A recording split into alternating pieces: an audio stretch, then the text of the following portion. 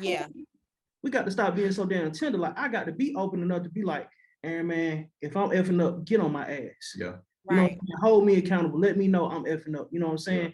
We done came to a world of, well, in our community anyway, we done came to a space where we just so tender. We like, oh man, why y'all coming at me, man? OG, why y'all hit me with that, man? Why I got to be this or why I got to be that? Well, back in the day, man, you got to brush that shit off and peep game and see what's going on. Okay, I hear what you're saying. Let me keep moving in this way, or let me keep moving in that way.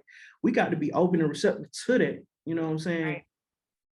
Because if you're not, man, you're gonna get rolled over. Yeah. Because guess what? You're gonna get rolled over by people who really collaborate and really have a collective unit to push forward the narrative that they push, whether it be good or bad. Yeah. So I ain't gonna lie, but I'm grateful more than anything. Man, you ain't the only one. I'm grateful. As far as like when we're talking in the agriculture space, you cannot do it by yourself. No. Say if I got just a small cattle or just livestock operation in general, I'm gonna need a veterinarian. I'm gonna need accountants. I'm gonna need a marketing team. I'm gonna need field help. I'm gonna need help at home because you still gotta have a personal life. Yeah. Because one of the projects that I'm working on is farmer stress, and it's talking about like far as like what stress and what mental health look like as a farmer, like different issues they go through, and understand that suicide rate and mental health issues for farmers that they're like an all-time high right now. Yeah. And that's like probably one of the most stressful occupations that you can get into. Yeah, because they trying to carry the weight of the world on their shoulders by themselves. Yeah. And you need a team for all of that. You know what I'm saying? Like how you saying, even on the cattle side, even on the plant side, like, you know what I'm saying, when it come to being out in that field, you're gonna need an entomologist. You're gonna need an agronomist. You're gonna need you know what I'm saying? Like, you can't do everything. You can't do everything.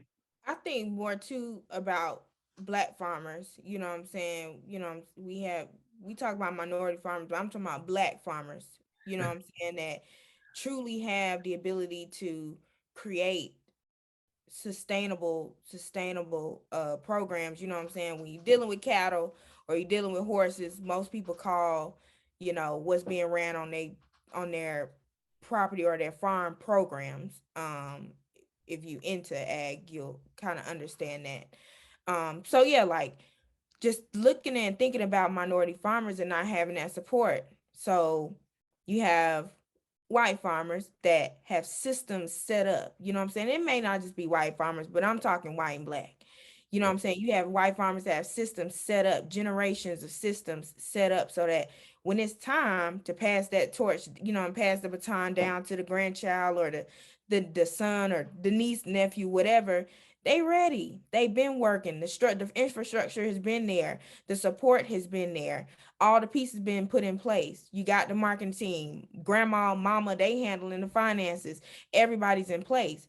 But you got Black farmers, it's just not there. And it's nothing on them. It's a lack of resources, a lack of education, and it's a lack of support. You know what I'm saying? Like, I got folks now in the family that ready to sell the property, which it ain't going nowhere. You know what I'm saying? It ain't going nowhere. But that's the reality that especially us as Black people face when you have lots of land or even just a house. You know what I'm saying? You grandma house down, you know what I'm saying, on MLK. Mm-hmm. Now the house going to the courthouse, and you can go up there every third, fourth Wednesday and get it for dirt cheap. Right, auction off dirt cheap. Yep. And so now what? The west side of Atlanta called Upper West Side. You know what I'm saying? So what that house would have got, you know what I'm saying, got at the courthouse, man, them folks refurbishing, rebuilding, and it's going 3-4 times than what it was. Yeah. You know what I'm saying? Than what they got it for. So it's that type of thing. But going back to the ag side, it's just so much opportunity, but it's that lack of resource, support, and education. I think that is really stopping us from creating great, sustainable, and valuable farm programs. Because even when me and Quay were talking earlier, we was watching a YouTube video, and we was looking at like a little high school football vlog, and he was just talking about like, oh yeah, the dude went back, he was going to the NFL draft, got drafted, and he was going back to his high school, and he was just going through doing like little walkthroughs through the high school gym. I'm like, And that high school gym looked better than the college that I went to, football facility. Yeah. And I'm like, as far as this kind of sort of another uh conversation, but just as far as resources, being able to utilize the top resources to leverage yourself to hold on position. Because going back to what you were saying, as far as you didn't understand those certain skills, how to conduct research, how to write on an appropriate level, and you 30 years old.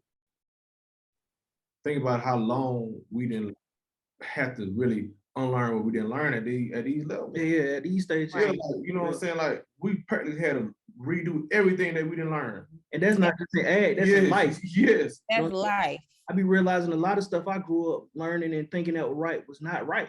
You know what I'm saying? I had to relearn a lot of stuff, and even in my adulthood, like moving in a certain way, you know what I'm saying? Understanding, yeah, I was taught that and I did come up on that, but that's not necessarily how it's supposed to be. Yeah. And one thing that boy Doc said that stuck with me, these folks not reinventing the wheel. No. They not reinventing the wheel. No. They not reinventing the wheel. No. But they plugged in and they got people around them saying, okay, cool. We gonna show you the way. Yeah. We gonna show you the way. It's up to you to take the game. I was about to say that come with two things though. You got to be willing to take that step, you know what I'm saying, have that initiative to go for it, but also level of discernment, right? Because now, you know what I'm saying, like Quinn said, I got to relearn everything that I thought I knew, you know what I'm saying, just based off of what my folks thought they knew, you know what I'm saying? And so now I'm going in spaces my folks ain't never been in. Yeah. So the things that I learned, I'm gonna have to do some readjustment, but I also need to have a level of discernment to know, okay, tread lightly with this person, you know what I'm saying? Or I can build a solid relationship with this person. So, you know what I'm saying? Or just situations in general, and knowing what to get into, what not to get into. You know what I'm saying? Like it's like it's a package deal. You know what I'm saying? So, and when you're doing what you're doing, it'll come to you for the most part. Yeah. You know what I'm saying? I remember we was watching Big Fetch yesterday, watching that boy ATL Jacob. Shout out to ATL Jacob. He was talking about you know what I'm saying, his experiences in life and how he got into making beats and stuff like that. And they was asking him like, so how you get to making beats? He was like, man, I was really just making beats for myself. And then I realized, man, I was trying to be a rapper, but that wasn't really my lane. Yeah. right. I start having people come to me and get these beats, and I'm realizing, oh, okay, that's not really for me. And understanding that, because I mean, I know you, like for instance, with you, Vic, you might have went to state knowing, okay, well, no, you didn't. You didn't all off top go to state knowing like, okay, I'm a major in this. This is gonna be my route.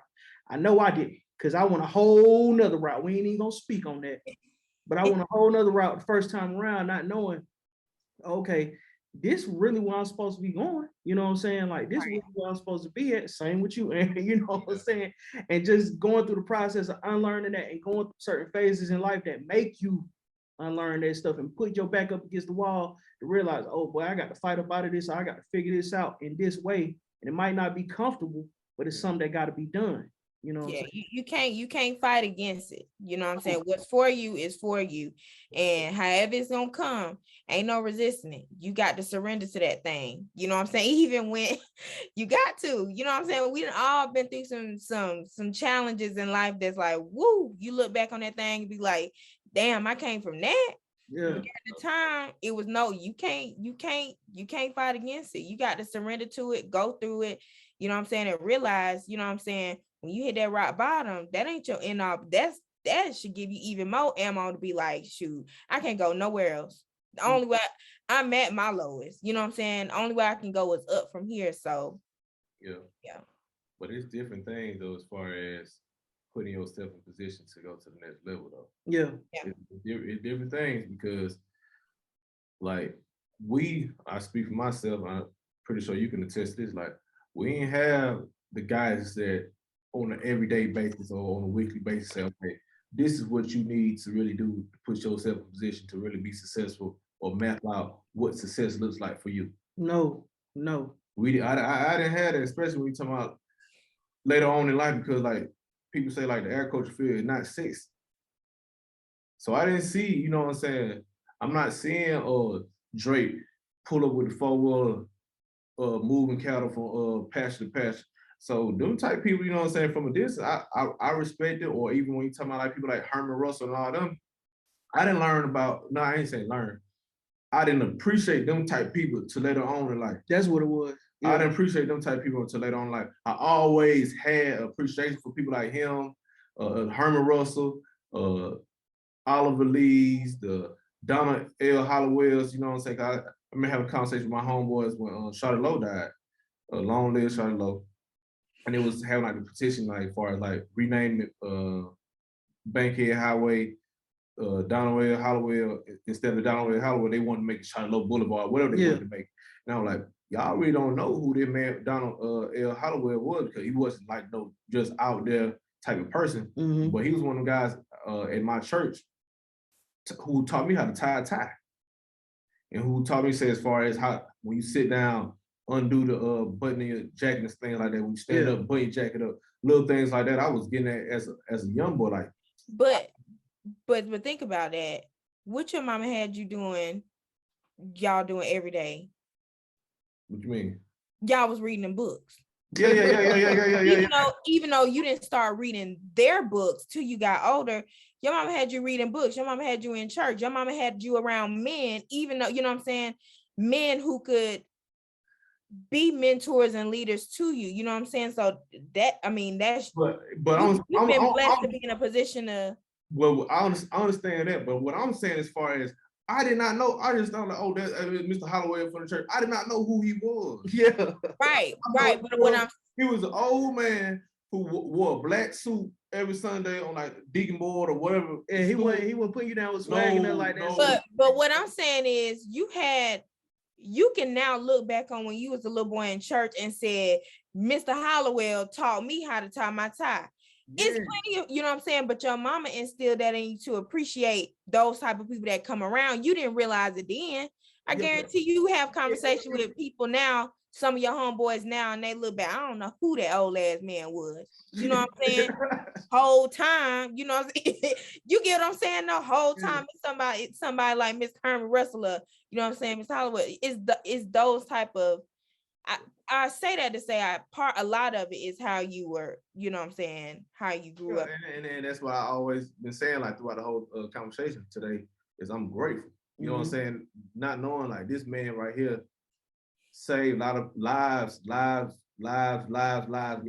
thousands of lives throughout Atlanta, across the country and internationally, especially being a great attorney. I didn't know that man was even an attorney. I just knew he was an old man in the church. Yeah. You remember you were able to make that connection though. Yeah, but I'm like, and I remember like we had like a ceremony at church. They were like, yeah, we proud to announce that they're gonna name the highway, rename from Bankhead Highway to Donald L. Hollowell Parkway, whatever it is now. I'm like, it's a highway. What getting the whole highway? I said, what he got going on? Like, didn't know he was Martin Luther King lawyer. And see, that circle back around to what we were talking about, perception. Yeah. Right. And you can walk in the room and see, you know what I'm saying, out of room out. Yeah. And you can see somebody in the corner, you know what I'm saying, say from the lens of somebody coming from where we come from. You know what I'm saying? A young guy really don't know what's going on the internet all day. Yeah. He'll walk in the room and I can be dressed down like this and be a million now. Yeah. And you can have another guy in the corner and he got on the chain, got on the goddamn wire. You know what I'm saying? Drip, you know what I'm saying? Dripping like that, but really ain't got $2 in his pocket. Well, we folks getting it for the discount. Man, we know what's going on, man. We know what's going on. Glenwood. All right, come on. But that's a whole nother subject. But these folks perceive it to be one thing because that's what they seen. Yeah. You know what I'm saying? So me and you talk about this all the time, Aaron, putting this in people's face in a way that they can digest it and, you know what I'm saying, have a different perception or look at it differently, you know what I'm saying? Because like we said, when we talk about agriculture, people automatically think, oh, you farming. Trying to be on the farm. You trying to be on the farm. That's part of the plan, but that ain't all. Yeah. But that's just our lane. Yeah. Right. It's so much more. That's our lane. You can still swag, you can still drip and still be in this space, you know what I'm saying? You can still be a scientist and still, you know what I'm saying, put that on. You know what I'm saying? You don't have to you don't have to conform to what these folks got going on, and you know what I'm saying, the picture that they paint that we see, you know what I'm saying, on the daily. You don't have to go that route, you know what I'm saying? It's other ways out here, you know what I'm saying? We just don't see that in our community. Because we ain't got nobody. No. We ain't got nobody. Exactly. We ain't got nobody popping out. Like you said, man, you saw this man every Sunday and you thinking, oh, he's just a man in the corner with a black suit on. You know what I'm saying? Man. He not really putting that shit on like Right. you know what I'm saying? Like and you need that, you know what I'm saying? But at the same time, in our community, the way things going now, we need somebody to pop out. Yeah. You know what I'm saying? Up, we man. need that straight pop out, like, man, this what's going on, man. Y'all get with this. You know what I'm saying? For sure.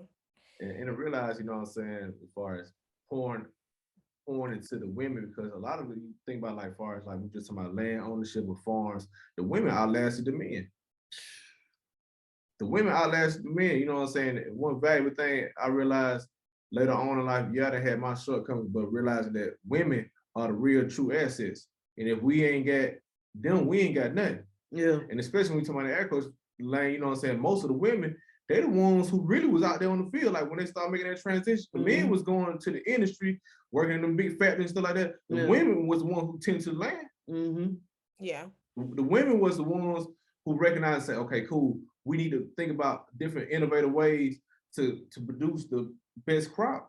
Or we've been used to this one set of dairy cows. Let's switch over. Or the dairy industry is fading away. Let's transition. Oh, guess what? I didn't recognize when feed is up, cattle prices are down. When cattle prices are up, feed is down. What prices we need to get into? We need to start or even value, just down to value added products. Yep. Think of all the value added products, and you know what I'm saying, that people are adding to their farm programs and just production in general.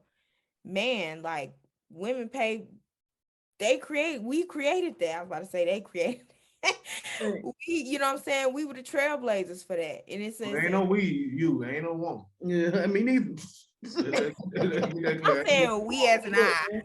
Even now, man, in the spaces that we in, man, I know in most of my classes, I can't speak for y'all, but most of my classes ain't nothing but females. Mine too. Ain't nothing but females, you know what I'm saying? So nothing against y'all females. This is the most men I ever did had in my life. Yeah, straight up.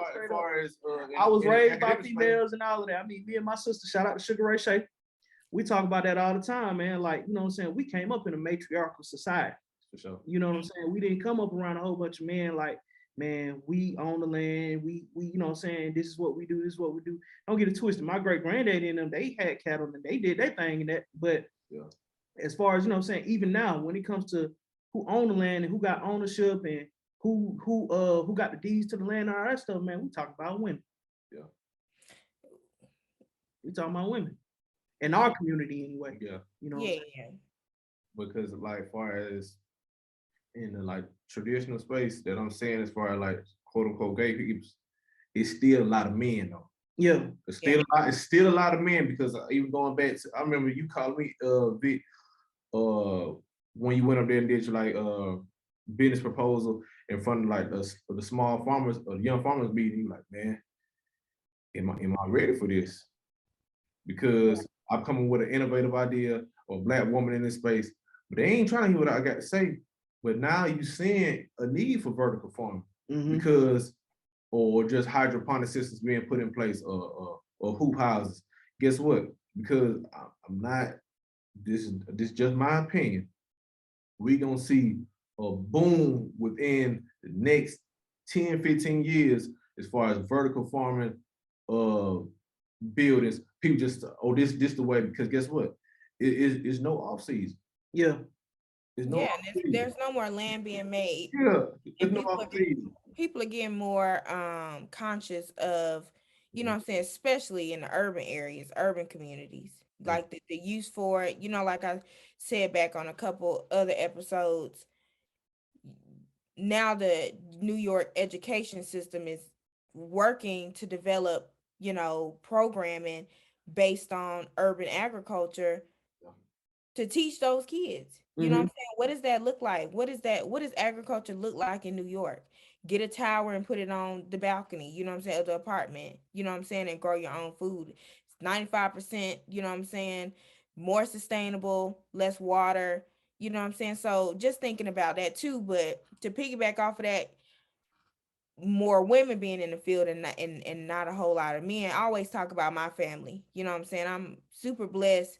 You know what I'm saying? My dad passed when I was in middle schools, and he was a city man. You know what I'm saying? Without agriculture, but I have a ton of uncles, you know what I'm saying, that I grew up around that are very, very active on the farm to this day, you know what I'm saying, in our farm operation. And my granddad, you know what I'm saying, he had the whole family out there running timber, running cattle. Pause real quick. Are they young? And when I'm saying young, I'm saying like 40 and under. No.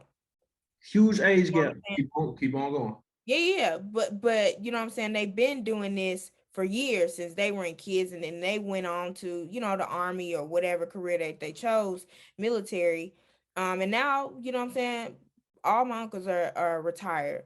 But I say that to say, you know what I'm saying, there's still Black families out there that are thriving and really trying to build sustainable farm systems and really trying to get their people into agriculture. We had these conversations all the time about, especially in my family, what's next. You know what I'm saying? I'm now, you know what I'm saying, that person that's like that, the go-to, that's like, what's next? What are we doing? You know what I'm saying? How do we make this a staple for the community, for the family, because it's needed. You know what I'm saying? So I say that to say, one, I'm super appreciative of my family and the men in my life. You know what I'm saying? Even with me not having my dad, I still had men in my life to guide me in a way that I need to be guided and provide me with that, you know what I'm saying, that male Yeah. fathership, if that makes Yeah, sense. yeah. It still You know what exists. I'm saying? It still exists. It's just not Yeah, as prevalent, you know what I'm saying, in our right. community as it was when, like you said, your uncles and them was coming up. You know what I'm Yeah. saying? It was different, you know what I'm saying? It was a lot different then. They ain't trying to hear that, man. They not though. Like, I'm not trying to categorize everybody, put everybody in one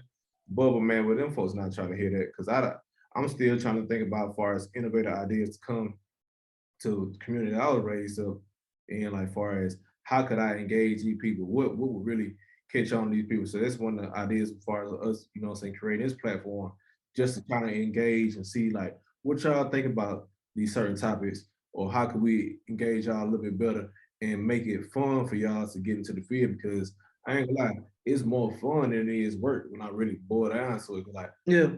in every aspect, I'm getting paid for what I love doing. Yeah, it's not to level as far as we reaching millions of people yet, but it's something that I love, and I didn't, you know what I'm saying, each one of us, we didn't sacrifice, you know what I'm saying, so much to even be in these positions, you know what I'm saying? Like, you a married man, Vic, you know what I'm saying, going all the way to Alaska, then going across country by yourself, me, we didn't been to certain things, you know what I'm saying, but I think we're coming from a pure place, and we have a great level of discernment as far as where we want to take it to. Mm-hmm. And I'll leave. I don't know if you want to start wrapping up the conversation, but you know what I'm saying, a point that I want to leave is to just add that, you know what I'm saying, dang, I lost I lost my dang, I was about to say something good. Okay, well, say how good InvestFest about to be. Hit that investment on the Tell them phone. how good InvestFest about to be. Dang. What the I was Don't get, gonna say? come on, baby J, we want ready for you to wrap it on up. Damn, that was about to be a good point. I'll say for next time. I was piggybacking off of what you were saying though, Aaron. But anyway, InvestFest, I'm sorry, in the conversation like that. InvestFest is coming up. It's gonna be live. Uncle Steve Harvey, shout out to Steve Harvey, is you know what I'm saying, will be there. That's somebody else on the roster. But it's gonna be exciting, man. We tightening up all the loose ends as far as what we need to do as far as vendors and just participating in the conference. So we look forward to sharing our experiences with everybody. August 6th through the 7th. Now, Vic, I hate to put you on the spot. I know you might get upset when I say this. What? You know, you shout out Steve Harvey, salute Steve Harvey. Oh, but you know, you know who I really want, but look here, we want you, man. Shout out to Tabiti, man. Oh, yeah. What? Shout out to Tabiti, you know what I'm saying? Yes, shout out to Tabiti Stevens. He will be there as well. Great guy, knowledgeable, you know what I'm saying, in the field doing his thing, and you know what I'm saying, just trying to get people involved in financial literacy. and you know what I'm saying, just being trailblazers in whatever you do. You know what I'm saying? So shout out to him as well. Yeah, it's a few people gonna be in the building, man. Yeah. Wall Street Trappers. Oh yeah, Yeah. Charlamagne the God. Yeah, it's gonna be some soldiers in the building, man. We gonna be out there all weekend. So if you see us, man, stop by the booth. We would love to chop it up with y'all. We're gonna have some great verses. We're gonna have some great conversation going on throughout the whole weekend. If you want to reach out to us, you know to reach out to us on the social media platform, Soul Purpose Farms on every platform. And we appreciate y'all for growing with us. And much love to y'all. We'll see y'all next week. Tap in. For sure.